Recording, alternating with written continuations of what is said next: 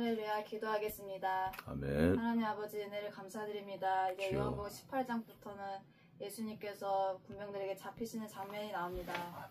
그래서 예수님께서 십자가를 지실 때 어떤 사건이 있었는지 말씀을 통하여 깨닫게 해주시고 그 말씀을 통하여 저희들도 잘 믿음으로 무장할 수 있도록 아버지의 사랑의 길을 따라갈 수 있도록 도와주시옵소서. 아멘.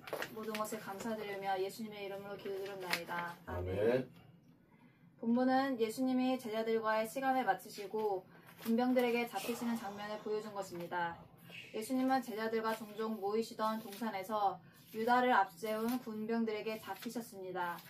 그 과정에서 주님은 자신이 그들이 찾는 나사렛 예수임을 분명히 밝히셨고 끝까지 제자들을 배려하셨습니다. 이때 베드로는 칼로 대항하려 했으나 모든 것을 아시는 주님은 피하지 않으시고 기꺼이 그들에게 자신을 내어주십니다. 첫 번째, 기드론 시내 건너편으로 가시니 그곳에 동산이 있는데 제자들과 함께 들어가십니다. 이 동산은 겟세마네라 불리는 작은 동산이었습니다.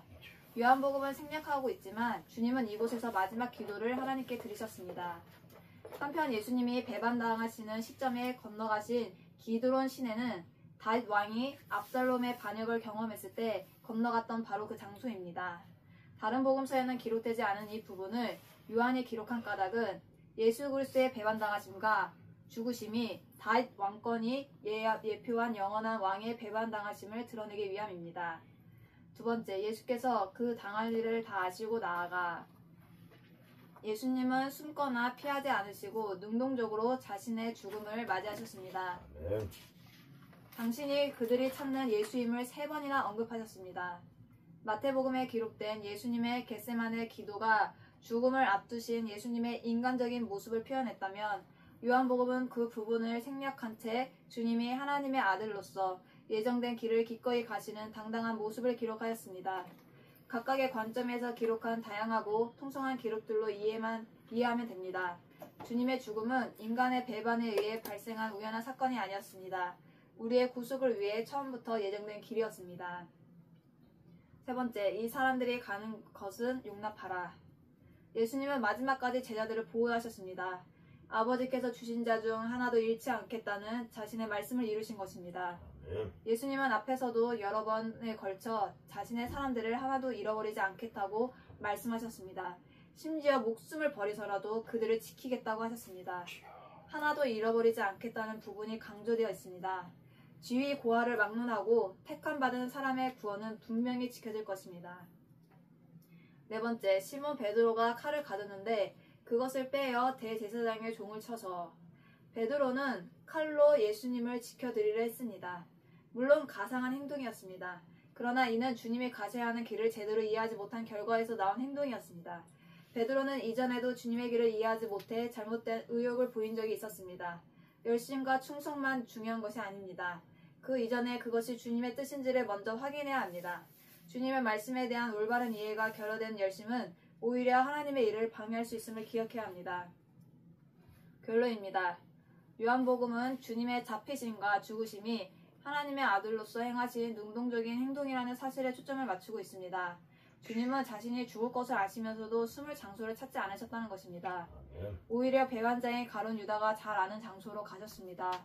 또한 군병들 앞에서도 자신의 신분을 먼저 밝히셨습니다. 이것을 통해 주님의 죽음이 결코 인간의 배반에 의한 우연한 죽음이 아니라 인류의 구속을 위해 걸어가신 의지적 행동이었음을 알 수가 있습니다.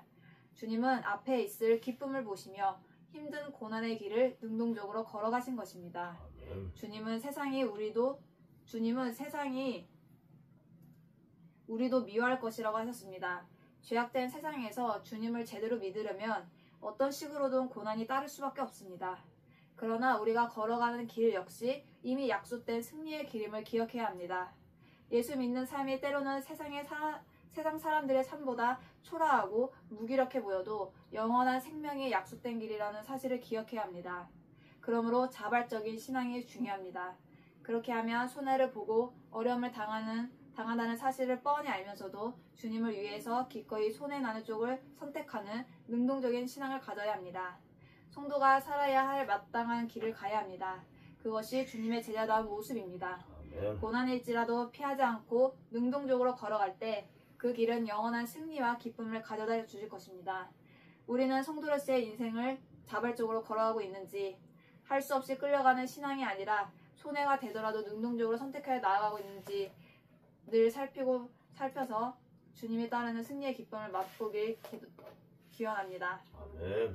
기도하겠습니다. 하나님 아버지 감사합니다. 예수님처럼 십자가의 길을 기꺼이 걸어가신 주님을 발자취를 따라서 예수님처럼 어떠한 고난과 역경이 있을지라도 십자가의 길을 따라 옳은 길을 따라 승리의 기쁨을 맛보게 도와주시옵소서. 아멘. 그래서 저희들 모두가 하나님께 기쁨이 되게 해주시고 아버지의 사랑을 충만히 누릴 수 있도록 역사해 주옵소서. 아멘. 모든 것을 감사드리며 예수님의 이름으로 기도드렸나이다. 아멘. 아멘.